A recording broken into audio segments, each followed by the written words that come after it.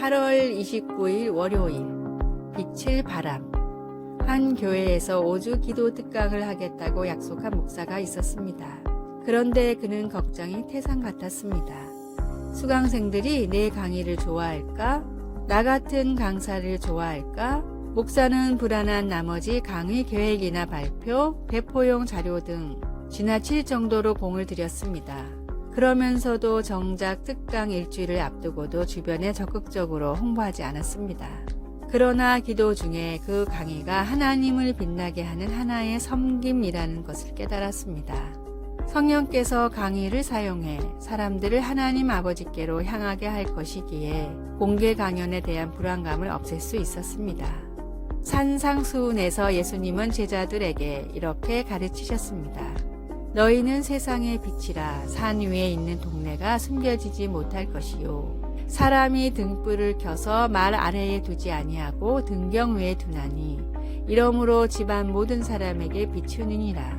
목사는 그 말씀을 읽고 마침내 소셜미디어에 특강 광고를 올렸습니다. 거의 즉각적으로 사람들이 감사와 기대를 표현하면서 등록하기 시작했습니다. 그들의 반응을 보면서 그는 이같이 너희 이 사람 앞에 비치게 하여 그들로 너희 착한 행실을 보고 하늘에 계신 너희 아버지께 영광을 돌리게 하라는 예수님의 가르침을 다시 묵상해 보았습니다. 그리고 그 가르침을 마음에 담아 기쁨으로 강의를 할 수 있었습니다. 말씀. 이같이 너희 빛이 사람 앞에 비치게 하여 그들로 너희 착한 행실을 보고 하늘에 계신 너희 아버지께 영광을 돌리게 하라. 마태복음 5장 16절. 찬송. 331장 영광을 받으신 만유의 주여. 기도. 예수님, 하나님께서 제게 주신 빛을 비추도록 능력 주셔서 사람들이 주님을 보고 주님께 영광을 돌리게 하소서. 예수님의 이름으로 기도드립니다. 아멘.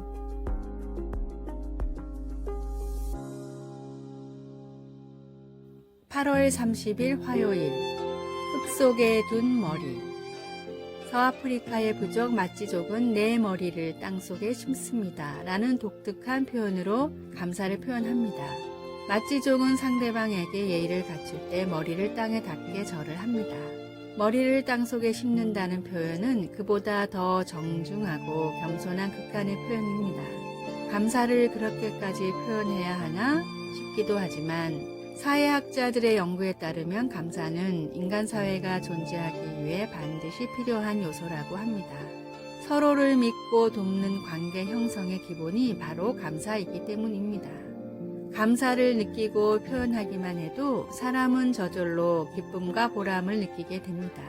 감사에는 이토록 놀라운 힘이 있음에도 대부분의 사람들은 부끄럽거나 감사의 힘을 믿지 못하겠다는 이유로 감사에 소극적입니다. 시카고 대학의 니콜라스 이플리 박사는 평소에 감사를 잘 표현하지 않는 사람들을 대상으로 감사 쪽지를 쓰게 했는데 하루 단 한 번의 감사의 표현만으로도 삶의 행복도가 매우 크게 높아졌습니다. 감사를 표현할 줄 아는 사람은 행복의 비밀을 아는 지혜로운 사람입니다. 감사를 통해 매일 하나님이 허락하신 행복의 문을 여십시오. 오늘의 말씀.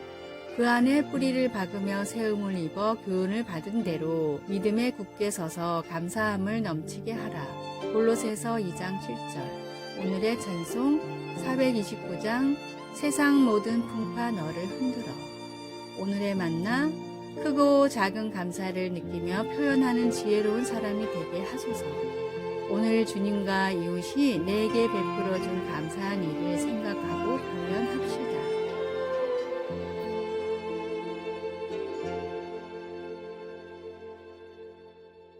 8월 31일 수요일.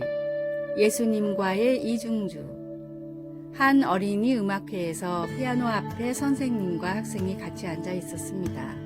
이중주를 시작하기 전 선생님은 몸을 기울여 마지막으로 몇 가지 주의를 속삭여 주었습니다.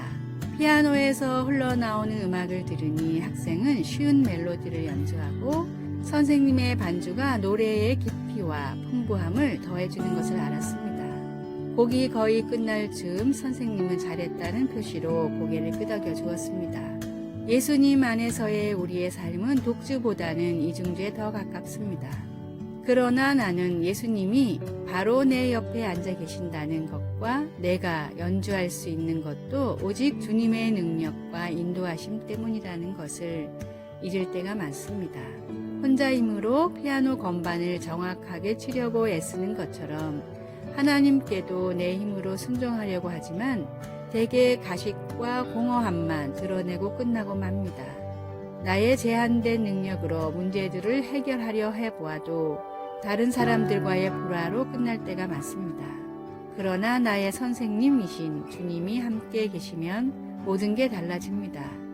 나를 도우시는 예수님께 의지할 때 내 삶으로 하나님께 더 영광을 드리게 됩니다. 그리고 기쁨으로 섬기고 마음껏 사랑하며 나의 인간 관계를 축복하시는 하나님께 놀라게 됩니다. 예수님이 첫 제자들에게 그가 내 안에 내가 그 안에 거하면 사람이 열매를 많이 맺나니 나를 떠나서는 너희가 아무것도 할 수 없음이라 말씀하신 것처럼 말입니다. 말씀, 그가 내 안에 내가 그 안에 거하면 사람이 열매를 많이 맺나니 요한복음 15장 5절. 찬송 190장 성령이여 강림하사. 기도, 사랑하는 하나님, 매 순간마다 저와 함께 계심을 기억하게 하소서. 오늘도 주님의 인도하심과 가르침을 기쁘게 받습니다. 가까이 계신 주님 감사합니다. 예수님의 이름으로 기도드립니다. 아멘.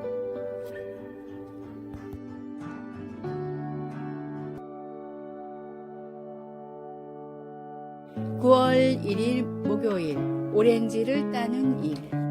미국 캘리포니아주 남동쪽의 리버사이드 카운티라는 작은 도시의 중심에는 시청과 큰 공원이 있는데 그 공원에는 도시에서 가장 존경하는 세 사람의 동상이 있습니다. 첫 번째 동상은 흑인들의 인권을 위해 평생을 바쳤던 마틴 루터킹 목사님의 동상과 나에게는 꿈이 있습니다 라는 글귀가 적혀 있습니다.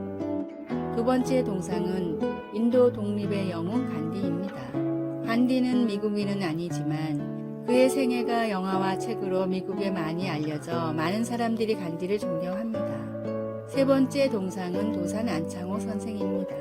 마틴 루터킹과 간디와는 달리 안창호 선생이 한 일은 그저 리버사이드 카운티의 오렌지 농장에서 일을 한 것뿐입니다. 그는 오렌지 농장에서 오렌지를 딸 때 가위질을 함부로 하여 다른 오렌지에 상처를 입혀 썩지 않게 하도록 늘 강조하고 그것이 농장에서 계속 일하며 돈을 벌어 독립운동 자금을 댈 수 있기에 정성스럽게 일을 하는 것이 곧 애국의 길이라 하였습니다. 처음에는 도산을 이해하지 못했던 한인 교포들이었지만 꾸준히 일을 마다하지 않고 솔선수범하는 도산에게 차츰 마음의 문을 열기 시작했습니다. 안창호 선생이 오고 리버사이드 카운티의 모든 한국인들의 말과 행동이 바뀌었기에 그 지도력을 인정해 지역의 유지인 오렌지 농장의 주인이 적극 추천하여 안창호 선생의 동상을 세우게 되었던 것입니다.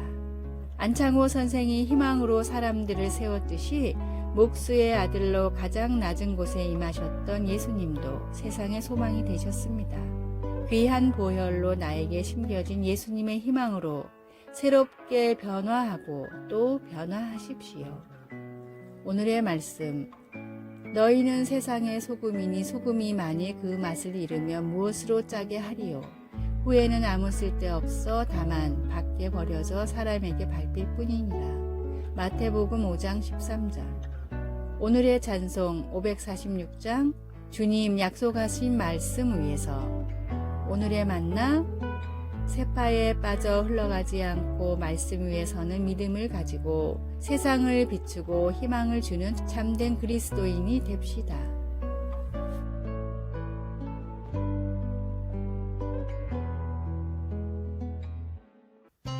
(9월 2일) 금요일, 하나님이 지어주신 이름.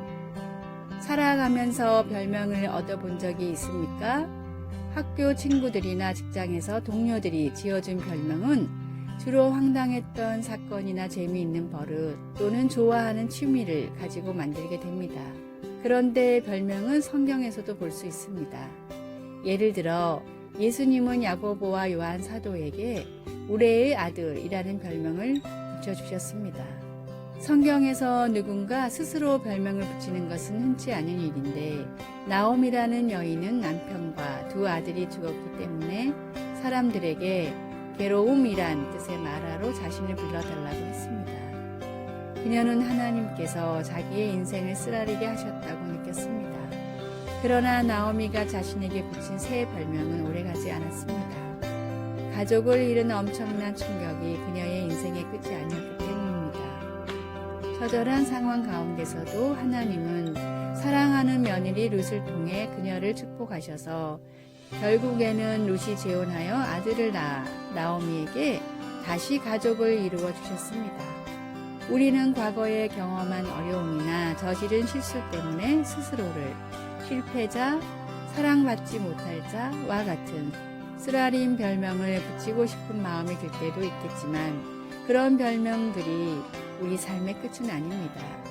우리는 그런 꼬리표들을 하나님께서 우리 각자에게 붙여주신 사랑한 자라는 이름으로 바꾸고 아무리 힘들 때라도 하나님의 공급하시는 손길을 찾아야 합니다. 말씀 나오미가 그들에게 이르되 나를 나오미라 부르지 말고 나를 마라라 부르라. 이는 전능자가 나를 심히 괴롭게 하셨음이니. 룻기 1장 20절. 찬송 366장 어두운 내 눈 밝히사. 기도 하나님, 제 삶의 환경이나 경험에 의해 제가 정해지는 것이 아님을 감사합니다. 저를 하나님의 자녀라고 불러주시니 감사합니다. 예수님의 이름으로 기도드립니다. 아멘.